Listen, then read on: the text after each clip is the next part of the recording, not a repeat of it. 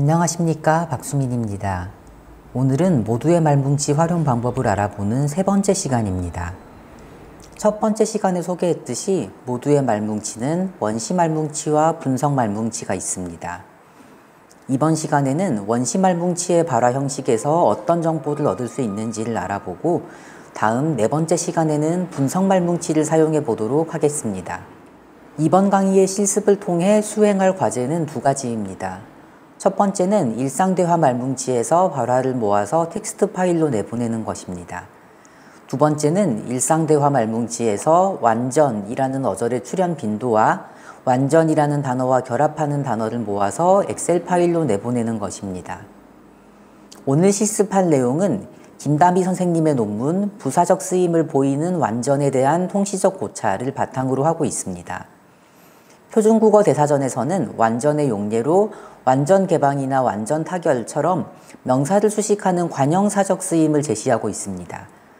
그런데 실제 언어 생활에서는 완전 빠르다, 완전 좋다와 같이 완전이라는 단어가 부사처럼 쓰이기도 합니다. 오늘의 목표는 이 완전이라는 단어가 일상대화 말뭉치에서 어떻게 쓰였는지를 직접 확인해 보는 것입니다. 먼저 오늘 강의의 실습에서 무엇을 입력해서 무엇을 출력할지를 소개하겠습니다. 준비물로는 지난 시간에 사용했던 것과 동일한 일상대화 말뭉치 파일이 필요합니다. 그리고 실습의 결과물로는 두 개의 새로운 파일을 얻게 됩니다. 첫 번째 파일은 한 줄의 발화 하나가 들어가는 텍스트 파일입니다. 이런 형식의 파일은 인공지능 학습을 위해 버트와 같은 사전학습 언어 모형을 훈련시킬 때 사용할 수 있습니다. 두 번째 파일은 완전이라는 단어가 수식하는 단어와 빈도로 이루어진 엑셀 파일입니다. 완전 다음에 나오는 말로 가장 자주 쓰인 것이 어렸을로 총 9번 출연했고 그 외의 다른 단어들이 말뭉치에서 자주 출연한 순서대로 정렬되어 있습니다. 그러면 이런 결과물을 얻기 위해서 필요한 파이썬 코드를 직접 작성해 보도록 하겠습니다. 2회차 실습에서는 말뭉치 파일의 압축을 풀어서 개별 제이슨 파일을 살펴보았습니다. 이번 3회차 실습에서는 하나의 말뭉치 전체를 다루고자 합니다. 이때 말뭉치의 종류에 따라 zip 파일의 크기가 매우 크거나 제이슨 파일의 수가 매우 많을 수 있기 때문에 압축을 풀지 않은 채로 zip 파일의 내부를 직접 읽어보겠습니다. 모두의 말뭉치 무리집에서 내려받은 말뭉치 압축 파일을 콜랩 환경에 업로드하겠습니다. 왼쪽에 폴더 모양 아이콘을 눌러서 파일을 업로드한 뒤 파일의 마우스 커서를 가져가면 오른쪽에 세로 아이콘이 생깁니다. 이 아이콘을 눌러서 메뉴를 열고 경로 복사를 선택합니다. 복사된 문자열을 아래 코드에 붙여 넣습니다. 이때 파일명 앞에 있는 /콘텐트/ 부분은 삭제해도 무방합니다. 업로드한 파일 이름이 아래와 같은지 유의해 주시기 바랍니다.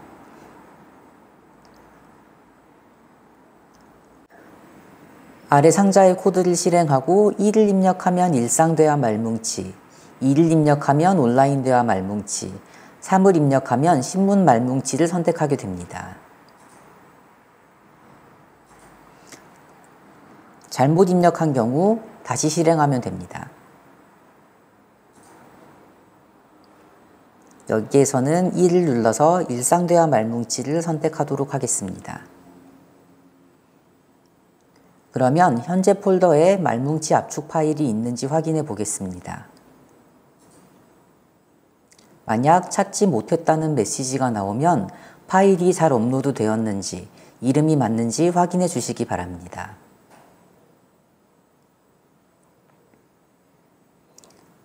그러면 파이썬에서 압축 파일 내에 들어있는 제이슨 파일을 읽어보도록 하겠습니다. 파이썬에서는 임포트 명령을 통해 필요한 라이브러리를 가져옵니다. 여기에서는 zip 압축 파일의 내부를 살펴보는 데 필요한 zip 파일, 제이슨 파일의 구조를 해석하는 데 필요한 제이슨 라이브러리가 필수적입니다. 한편 많은 수의 파일을 다룰 때 코드를 실행하는 시간이 길어질 수 있는데 이런 경우 진행 상황을 실시간으로 보기 위해서 TQDM이라는 라이브러리를 추가로 가져오겠습니다. 그러면 말뭉치에 포함된 모든 발화를 하나의 목록으로 모으는 작업을 수행하겠습니다. 우선 말뭉치 압축 파일 내에 들어있는 파일을 하나씩 가져와서 아레이 처리를 반복합니다.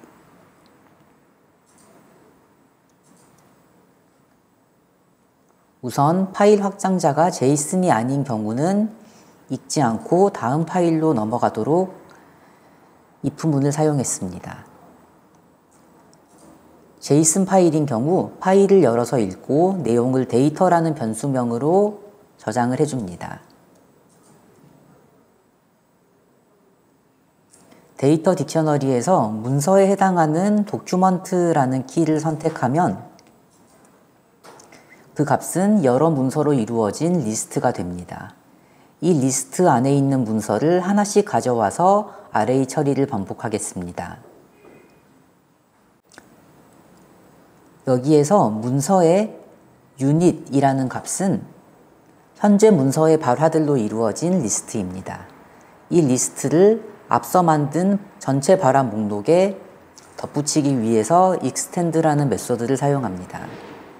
이때 발화 단위의 값은 말뭉치에 따라 달라질 수 있습니다. 일상 대화 말뭉치와 온라인 대화 말뭉치의 경우 어터런스이고 신문 말뭉치의 경우 패러그래프가 됩니다.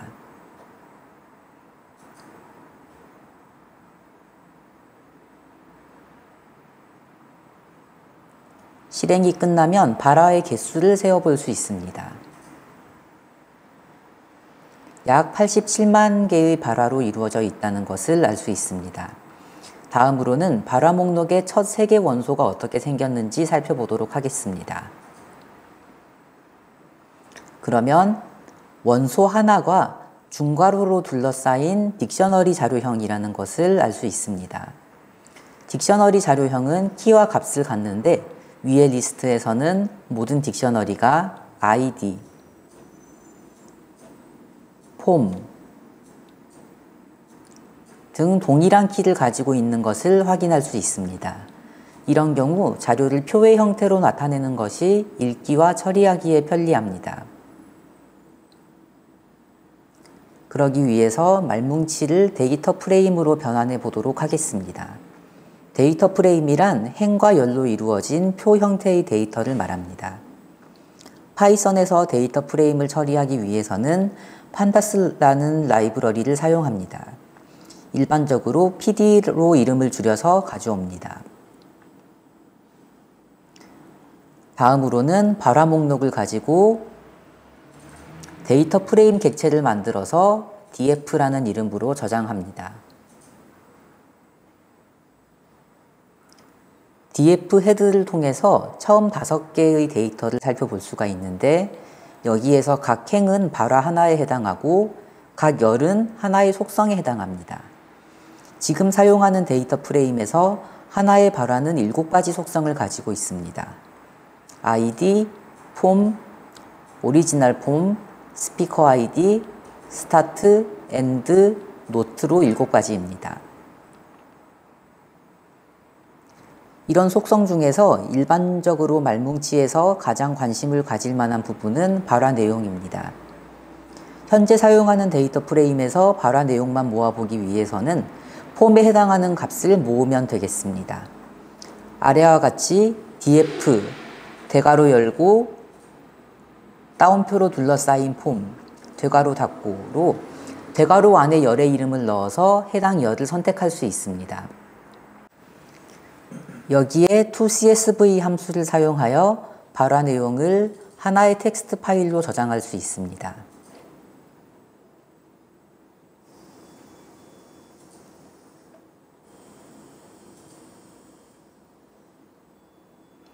지금 저장한 파일은 다음과 같은 과정으로 내려받을 수 있습니다.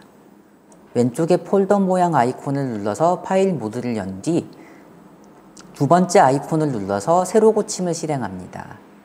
새로 생긴 corpus.txt 파일의 마우스 커서를 가져가면 오른쪽에 새로 아이콘이 생깁니다. 이 아이콘을 눌러서 메뉴를 열고 다운로드를 선택하여 자신의 컴퓨터에 내려받을 수 있습니다.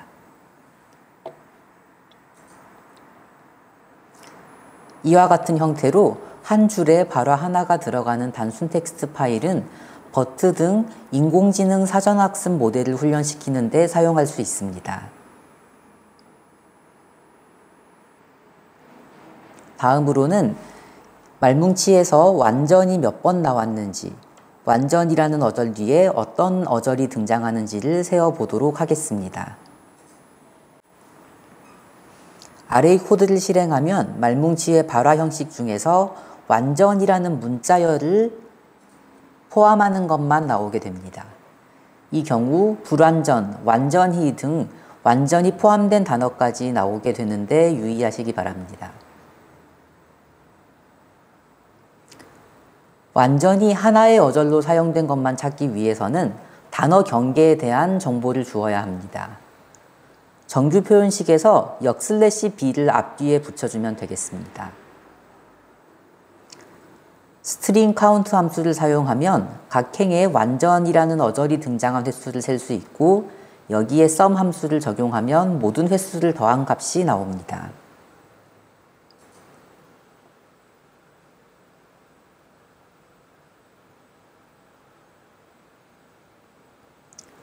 여기에서 완전히 관형사적으로 쓰였는지 부사적으로 쓰였는지 알아보려면 완전 다음에 나오는 단어를 살펴보아야 합니다.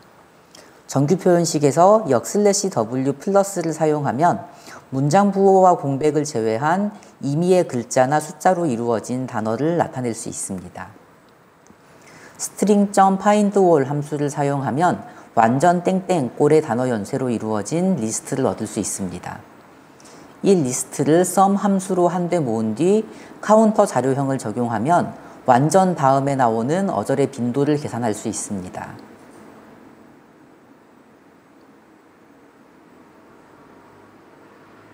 toExcel 함수를 사용하면 위에서 얻은 빈도표를 엑셀 파일로 저장할 수 있습니다. 이 파일도 단순 텍스트 파일과 마찬가지로 자신의 컴퓨터에 내려받을 수 있습니다. 아까와 마찬가지로 새로 고친 버튼을 눌러서 새로 나타난 파일을 다운로드 버튼을 눌러서 자신의 컴퓨터에 저장하면 되겠습니다. 오늘은 파이썬에서 제이슨과 판다스 두 개의 라이브러리를 사용하여 원시 말뭉치를 이루고 있는 제이슨 객체를 데이터 프레임으로 변환했습니다. 이 데이터 프레임을 가지고 우리가 원하는 새로운 형식의 데이터를 만들어 보았는데, 첫 번째는 여러 개의 제이슨 파일로 이루어진 말뭉치에서 발화 형식만을 추출하여 하나의 플레인 텍스트 파일로 저장한 것이고, 두 번째는 특정한 단어가 어떤 환경에서 나타나는지 살펴보기 위해서 해당 단어와 함께 나타나는 단어의 목록과 빈도를 계산하여 엑셀 파일로 저장한 것입니다. 오늘 실습한 내용은 온라인 대화나 신문과 같은 다른 종류의 원시 말뭉치에 대해서도 거의 동일하게 적용할 수 있습니다. 다음 시간에는 분석 말뭉치를 활용하는 방법에 대해 살펴보도록 하겠습니다. 분석 말뭉치 중에서 어휘의미 분석 말뭉치를 사용하여 자연어 처리에 속하는 단어 중의성 해소 문제에 적용할 수 있는 형식으로 데이터를 가공해 보겠습니다. 다음 시간까지 모두의 말뭉치 누리집에서 어휘의미 분석 말뭉치를 신청해서 내려받아 주시기 바랍니다. 그러면 오늘 강의는 여기까지로 마치겠습니다. 다음 시간에 분석 말뭉치 분석으로 함께 찾아뵙겠습니다. 감사합니다.